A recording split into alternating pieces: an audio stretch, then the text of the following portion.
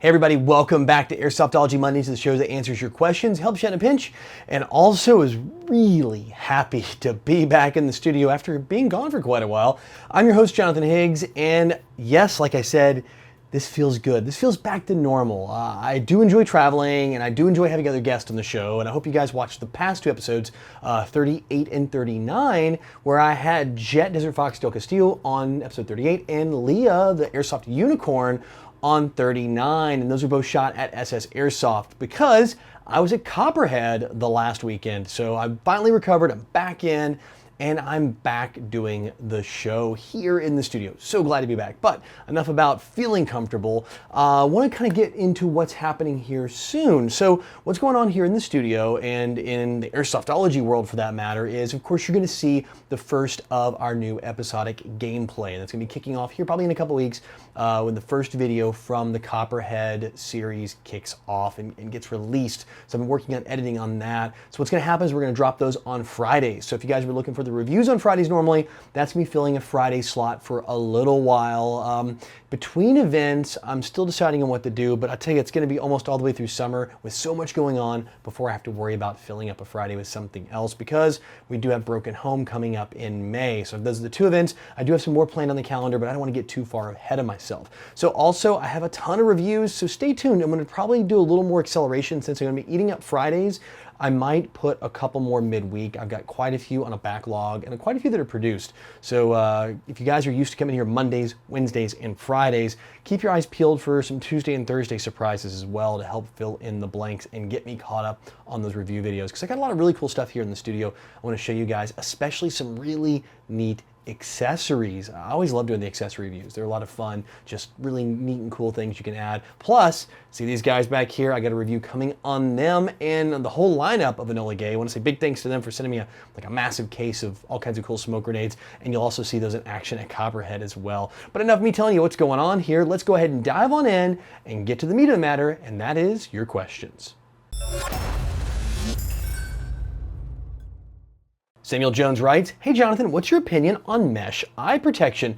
Do the pros outweigh the cons or is it just too risky? Mesh eye pro is very popular here in the United Kingdom, but it doesn't seem to be as popular in the USA from what I've personally seen in videos." You're right, it really isn't that popular here in the States. You see it rarely. I really think that is because of the insurance requirements driving iPro. And really here, all the fields, and I'm a big fan of this too, is use ANSI Z-rated eyewear and actually making sure you're using the proper eye protection. Now, some fields don't require full seal, but most fields that I go to do not allow the mesh eye pro just because it is not Z-rated and therefore not verified as safe. Now, personally, have I ever seen an issue prior to all this of people using mesh? Because I've seen a lot of people use mesh goggles. Not at all. I mean, really, to be honest, I haven't seen any big problems there, but I think the challenges with iPro, it's not just taking that BB round there and it maybe bounces off, or some people are worried about shattering. I think it's also the other things, the peripheral. Like, what if you're in a building and you're playing and a BB strikes some particle board in front of you and it knocks the splinters off into your eyes? Now that can get through mesh and still cause some eye issues. So yeah, all that considered, I'm a big fan of wearing some really good Z-rated iPro, whether it's Oakley or Smith Optics or Revision or Dye if you want to go full face, or I mean, there's a ton of them out there, right? There's tons and tons and tons of options. Make sure you wear what your field is requiring you to. But getting off the whole safety rant, I really think that's why you see it here in the States, almost across the board, no one wearing mesh. It is that insurance thing. MK Snapper writes, "Are you looking forward to Rainbow Six coming back?" All right, I'm a really big Tom Clancy fan. I've been reading the books for years and years now, so heck yes. I played almost every Rainbow Six game since the very first one came out. I mean, I think it was Rogue Spear. Was one of the earlier games, least of late I can remember. I love the strategy around that, especially that where you can plan the multiple entries. Very old game for you guys who are a little newer gamers.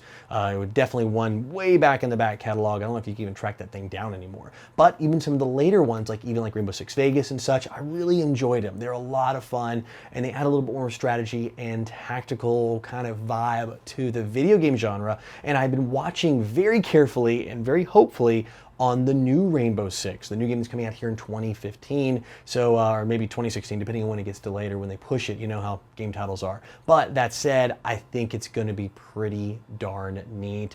From what I can tell, there's a couple little balance things I got to work on, but that aside, I think this is going to be a fantastic game, and I hope it really kind of harkens back to what I used to play with the Rainbow Six series. I mean, they're just so much fun, and it's more than just running through and blasting as a shooter. It's a little more tactical and a lot of teamwork. I think that's the most important thing in the Rainbow Six series, is using your teammates appropriately. So yeah, absolutely 2 thumbs up. I'm super excited about that. But in the meantime, I'll still be playing my Arma 3 because that's kind of scratching the itch right now.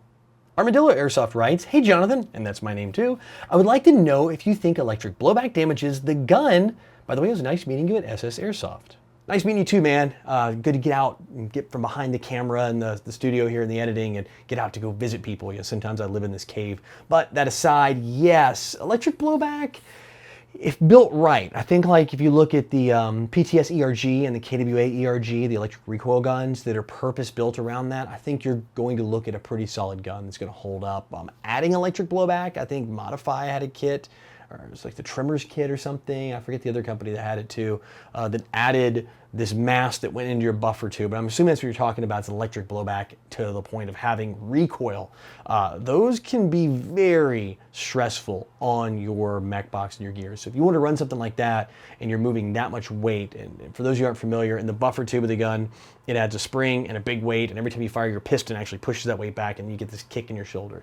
So with that in mind, you're gonna have to build an extremely reinforced airsoft gun to handle the stress of that amount of massive weight flapping back and hitting you in the shoulder over and over again. So is it gonna wear out your gun? Heck yes.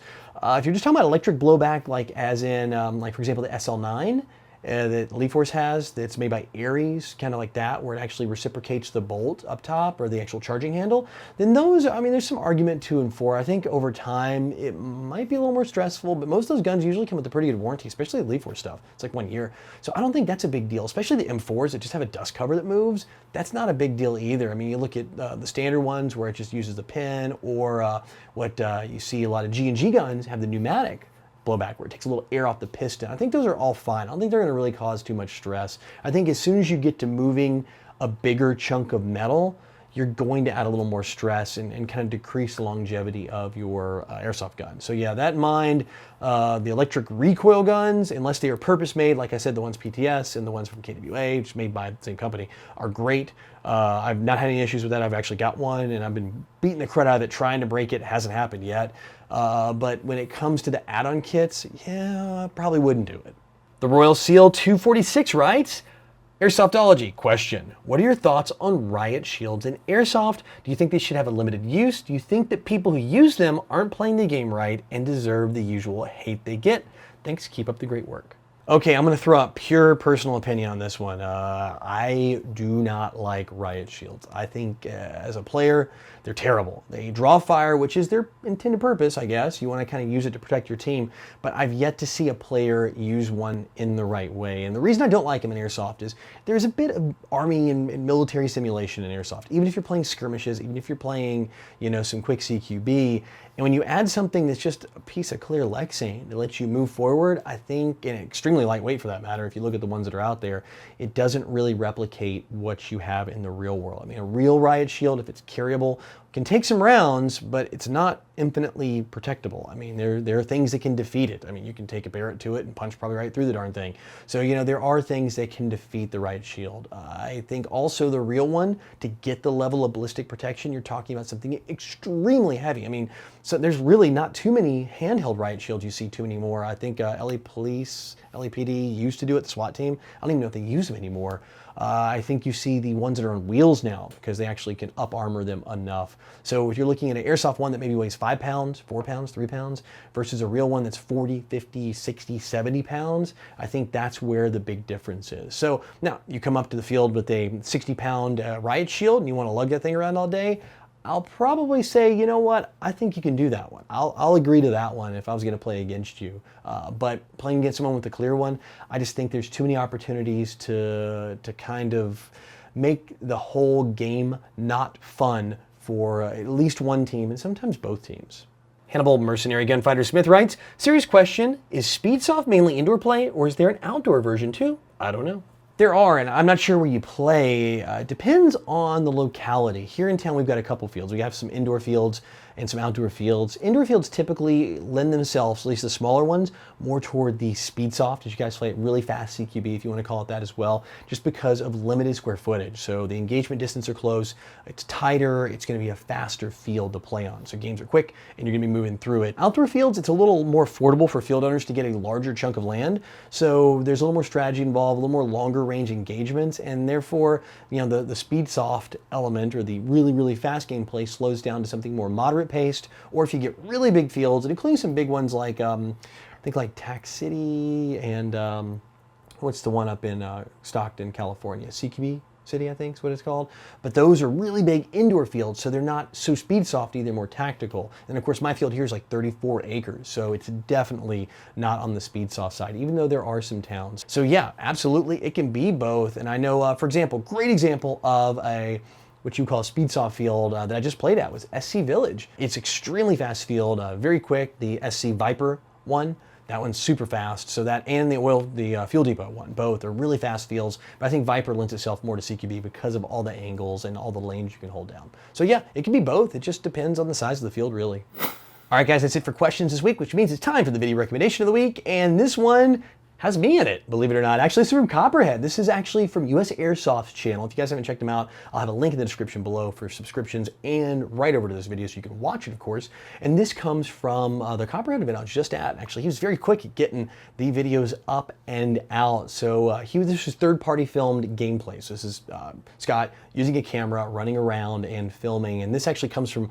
a pretty stressful moment in the game. And you're gonna see like a third-person view of me playing, but you're gonna get to see the first person. And my experience is when my gameplay comes out. This is when I was in a garage, I was surrounded by, and you'll see how many guys, I mean, there's probably like 10, 12, 15 that eventually come in. I'm the last guy standing in there. It's been edited for time a little bit to crunch it down, but yeah, it was stressful, and I ate a lot of grenades. Well, that went off really close to me. Didn't actually get me because of where I was positioned. So yeah, check this out. If you guys want to get a little teaser, some gameplay with me in it, and also from a channel you may have never heard of before, may never watched, US Airsoft, head over, give them a like, give them a subscribe, and check out this video from Scott and the crew over there. It's a really good watch. Kind of gave me a good perspective because when I was trapped doing what I was doing, you never get to see what's outside. I mean, I'm just stuck in a tiny room trying to fight my way out. Didn't realize the amount of opponents I had sitting outside. So yeah, links right down in the description below, and give them a watch.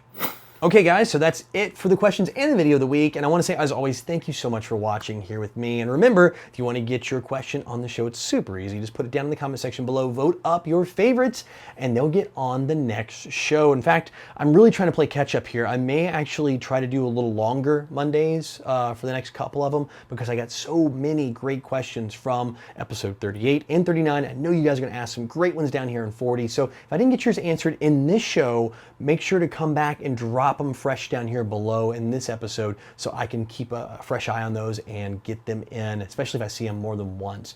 Also, don't forget gameplay footage coming up, but before I do gameplay, I will have the promised, and I do mean this, promised, loadout video. So that'll be the kickoff to the Copperhead series. It'll be my loadout I wore at Copperhead. Get to see everything from head to toe. In fact, I might break it up into 2 videos because that way I can kind of really discuss how I laid out my plate carrier and also my weapons and my helmet and stuff like that. I'm sure you guys want to probably see some of those things. And then we're going to dive into the Copperhead series, between 4 and 5 videos on that one. I also want to say a huge thank you for the people that helped me get to Copperhead this year, which is great. Evic, fantastic, helped me get out there, as well as Elite Force helped me get out there. In fact, we had a 25-hour van ride together, and that was a whole lot of fun. I'll tell you stories about that on next Monday if you guys are interested. If you guys want to hear the 25-hour van ride each direction, let me know in the comment section below. But guys, again, thank you for watching, thank you for being here, and thank you for building such a fantastic community in the comments below. That is the reason I do this video. As heck, it's the reason I do this channel, is because I enjoy helping you guys, I enjoy learning from you guys,